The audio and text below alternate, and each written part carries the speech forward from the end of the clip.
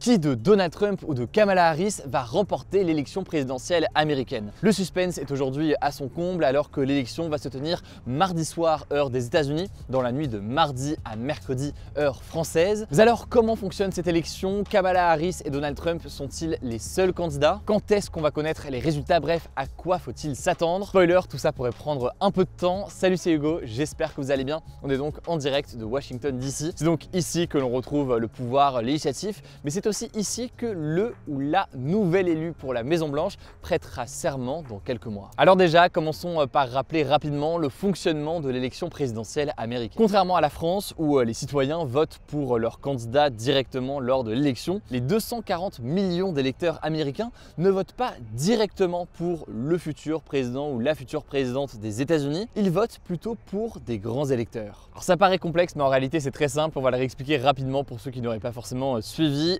Chacun des 50 États américains possède un certain nombre de grands électeurs, un nombre de grands électeurs qui est plus ou moins proportionnel à la taille de la population de chaque État. Par exemple, la Californie a beaucoup plus de grands électeurs que le Nebraska. Et donc pour dire les choses simplement, les Américains votent pour des grands électeurs qui vont eux-mêmes ensuite voter pour le ou la candidate. Dans presque tous les États, ce qu'il faut comprendre, c'est que le candidat qui obtient le plus de votes remporte tous les grands électeurs de cet État. Donc par exemple, si Donald Trump l'emporte en Floride, il remportera tous les grands électeurs de la Floride, et ce, même s'il n'a qu'une voix de plus que Kamala Harris par exemple. Et donc pour remporter l'élection présidentielle américaine, un candidat doit récolter au moins 270 grands électeurs. 270, c'est vraiment le nombre à retenir pour cette soirée électorale. Au fil de la soirée, on va le voir, les candidats vont aller gagner au fur et à mesure, au fil des décomptes, donc différents États. Vous allez voir les compteurs qui vont s'additionner du côté de Kamala Harris et du côté de Donald Trump. Et donc celui qui arrive à atteindre ou dépasser le nombre de 270 sera élu président ou présidente. Bon, on en a déjà parlé, mais ce qui est un petit peu particulier avec l'élection présidentielle américaine, c'est qu'un candidat peut être élu en ayant gagné moins de voix que son adversaire. C'est le cas par exemple en 2016 lorsque Donald Trump avait obtenu moins de votes de la population que sa rivale démocrate Hillary Clinton. Certes, il avait eu moins de voix, mais comme il avait remporté plus de grands électeurs qu'elle en gagnant notamment certains États clés, eh bien il avait été élu président des États-Unis. Et pour mieux comprendre ce petit bazar et aussi les limites selon certains de ce système, je vous renvoie à la vidéo dédiée à ce sujet. On l'a publiée sur notre chaîne YouTube dédiée au grand format avec aussi nos reportages. Je vous mets le lien directement en description. Ça c'est donc pour le fonctionnement global de la présidentielle américaine. Mais alors, qui sont désormais les candidats? On va les présenter très rapidement parce que vous les connaissez. Les deux candidats principaux, c'est donc les candidats du Parti démocrate et du Parti républicain. Du côté du Parti démocrate, il y a donc Kamala Harris, qui est l'actuelle vice-présidente des États-Unis. Elle est accompagnée de son colistier, qui deviendra donc vice-président en cas d'élection de Kamala Harris. Ici, le colistier de Kamala Harris, c'est Tim Walz. C'est un ex-enseignant et actuellement homme politique américain. Du côté du Parti républicain maintenant, il y a donc Donald Trump avec comme colistier J.D. Vance, qui est un sénateur américain. Mais ce qu'il faut aussi comprendre, c'est qu'il y a d'autres candidats pour cette élection présidentielle américaine. On peut citer par exemple Jill Stein, qui est candidate pour le Green Party, donc le parti écologiste, ou encore Chase Oliver, qui est le candidat pour le parti libertarien. Sauf que ces plus petits candidats, en réalité, ils n'ont absolument aucune chance de remporter cette élection présidentielle américaine. Et d'ailleurs, on peut noter que leur nom n'apparaît même pas sur les bulletins de vote de tous les États. Alors qu'est-ce qui fait que c'est quasi impossible pour eux de l'emporter? On n'aura pas l'occasion de l'aborder en détail aujourd'hui, mais c'est vraiment lié au fonctionnement en fait de cette élection, lié aussi aux besoins de financement d'une telle campagne. C'est littéralement des centaines de millions de dollars qui sont mis en jeu et investis par chaque candidat pour remporter cette élection. Le système tel qu'il est aujourd'hui et ses difficultés fait que donc il n'y a que deux partis aujourd'hui qui émergent, et c'est le cas depuis extrêmement longtemps maintenant. C'est d'ailleurs un sujet qui est apparu lorsqu'on était en Arizona cette semaine pour couvrir un meeting de Kamala Harris. On a fait face à certains électeurs qui n'approuvaient pas par exemple les positions de Kamala Harris sur la situation au Moyen-Orient. Parmi eux, certains votaient pour un candidat indépendant, tandis que d'autres votaient tout de même pour Kamala Harris parce que c'était la seule potentiellement à pouvoir l'emporter dans cette élection face à Donald Trump. Alors maintenant qu'on a dit tout ça, pas quand est-ce qu'on connaîtra les résultats. En réalité, même si l'élection se tiendra mardi, il est possible que l'on ne connaisse pas les résultats tout de suite et qu'ils prennent en fait plusieurs jours, voire dans certains cas plusieurs semaines pour être connus et définitifs. Il y a énormément de choses qui peuvent l'expliquer, mais il y a de nombreux électeurs qui ont voté par correspondance, donc par courrier. Il y a d'autres personnes qui ont voté de façon anticipée dans un bureau de vote, donc avant le 5 novembre, qui est le dernier jour pour voter. C'était le cas d'ailleurs à Washington DC. J'ai pu l'apercevoir dimanche. On a vu des bureaux de vote qui étaient ouverts, des gens qui étaient déjà en train de voter. Le tout d'ailleurs sous une protection policière assez importante. Sauf que pour plein de raisons, le dépouillement dans les différents États peut prendre énormément de temps. Il y a aussi des résultats qui peuvent être extrêmement serrés, avec dans certains cas un besoin parfois de recompter intégralement les voix. Et d'ailleurs, on peut le noter, les républicains et notamment Donald Trump estiment que le vote anticipé ou encore le vote par correspondance mène à des risques importants de fraudes électorales. En tout cas, c'est ce qu'ils avaient avancé lors de l'élection présidentielle de 2020. D'ailleurs, en 2020, vous vous en souvenez peut-être, on avait suivi tout ça à l'époque ici sur la chaîne. Tout cela avait aussi conduit à l'assaut du Capitole, justement, que vous voyez juste derrière moi, le 6 janvier 2021. À noter que sur cette élection de 2020, Donald Trump n'a jamais apporté de preuves de fraude électorale et les résultats à l'époque, malgré toutes les procédures, avaient bien été confirmés. Alors pour cette élection en 2024, le parti républicain, que ce soit Donald Trump, que ce soit son soutien Elon Musk, ont suggéré à plusieurs reprises que cette élection pourrait comporter elle aussi des fraudes. Là-dessus, on aura l'occasion d'en reparler cette semaine, mais je vous mets dès maintenant des liens en description si vous voulez creuser le sujet. Et à noter au passage que mardi soir, ce n'est pas que l'élection présidentielle américaine, c'est aussi un renouvellement du pouvoir législatif, donc ceux qui votent les lois juste derrière ici au Capitole, avec l'élection d'une nouvelle Chambre des représentants ainsi que d'une partie du Sénat. Il y aura aussi parfois des élections locales, des référendums ou des élections municipales dans certains États. En tout cas, ce qui est sûr, c'est que la nuit de mardi à mercredi, heure française, sera absolument décisive pour les États-Unis, mais aussi pour le reste du monde. On a déjà eu l'occasion d'en parler à de nombreuses reprises. Ce qui se passe aux États-Unis aura un impact très important, que ce soit sur le Proche-Orient, que ce soit sur la guerre en Ukraine, mais aussi éventuellement sur les relations avec l'Union européenne ou encore avec la France. Pour en savoir plus, on a publié ces derniers jours 3 vidéos sur notre chaîne YouTube dédiée au grand format. Une vidéo qui explique plus en détail les limites ou en tout cas les problèmes potentiels avec ce fonctionnement de la présidentielle américaine. On a aussi réalisé un reportage à un meeting de Donald Trump, un reportage à un meeting de Kamala Harris. Ça, c'est donc sur la chaîne dédiée au grand format. Et puis sur ce format dédié aux actus du jour, ces derniers mois, on a pu évoquer de nombreuses choses, que ce soit la question du projet 2025 qui est porté par des proches de Donald Trump, que ce soit la question donc géopolitique.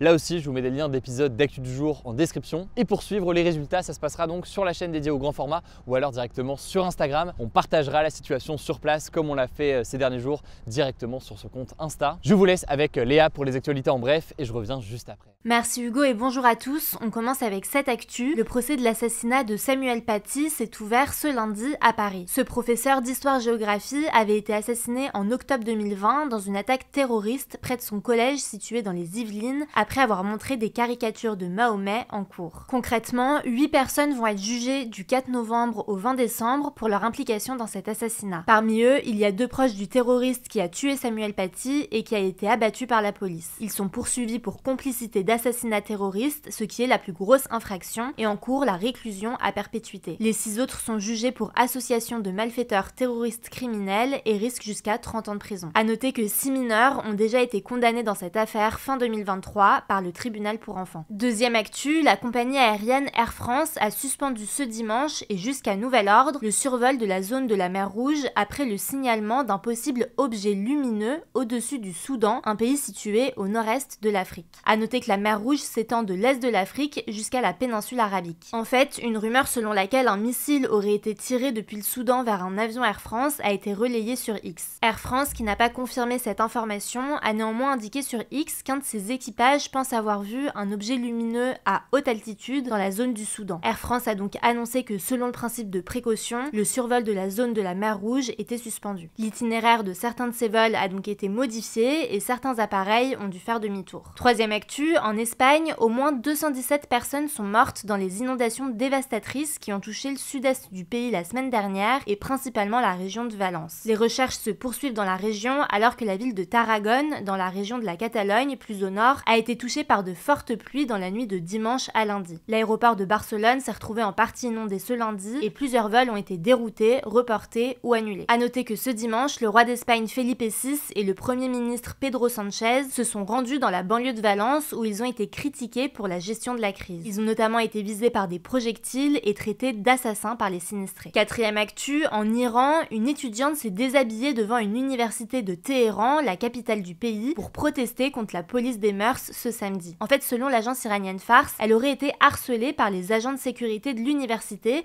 qui estimaient qu'elle portait des vêtements inappropriés en classe. Elle s'est alors déshabillée devant l'université et a marché pendant quelques minutes dans la rue en sous-vêtements avant de se faire arrêter. Selon le site étudiant iranien Amir Kabir, elle aurait été battue pendant son arrestation. Alors face à ça, l'ONG Amnesty International a demandé aux autorités iraniennes de relâcher immédiatement la jeune femme et a réclamé une enquête sur les conditions de son arrestation. On suivra ça. Cinquième actu, le rappeur Nekfeu, de son vrai nom Ken Samaras, est accusé de viol, de violences psychologiques et de violences physiques par son ex-femme. C'est ce qu'a annoncé l'avocate de son ex-épouse via un communiqué publié sur X ce dimanche. Selon le document, les faits auraient été, je cite, commis durant leur relation, soit pendant près de 4 ans. L'ex-femme de Nekfeu aurait quitté le rappeur alors qu'elle était enceinte afin, je cite, de se protéger et préserver leur enfant à naître. Selon l'avocate, l'ex-épouse de Nekfeu aurait déposé plusieurs plaintes à son encontre qui ont toutes été classées sans suite et elle serait donc dans l'attente depuis plusieurs mois d'une convocation devant un commissariat pour être entendue sur les faits de violence conjugale signalés. De son côté, Nekfeu a répondu à ces accusations dans un communiqué relayé par son avocate et son manager. Le rappeur dénonce, je cite, un communiqué entièrement mensonger et diffamant. Selon lui, ces accusations ont déjà été classées sans suite par la justice. Il ajoute notamment que les accusations de son ex-femme interviennent au lendemain de son interpellation pour la disparition inquiétante de leur fils. Selon le Parisien, l'ex-femme du rappeur fait l'objet de poursuites pour non-représentation d'enfants, donc pour ne pas avoir remis à plusieurs reprises leur enfant à son père alors qu'il en avait la garde. Elle sera jugée pour ces faits en janvier 2025. On vous tiendra au courant de la suite de cette affaire. Sixième actu, TikTok a été assigné en justice par 7 familles en France, une première en Europe. Ces familles, qui se sont réunies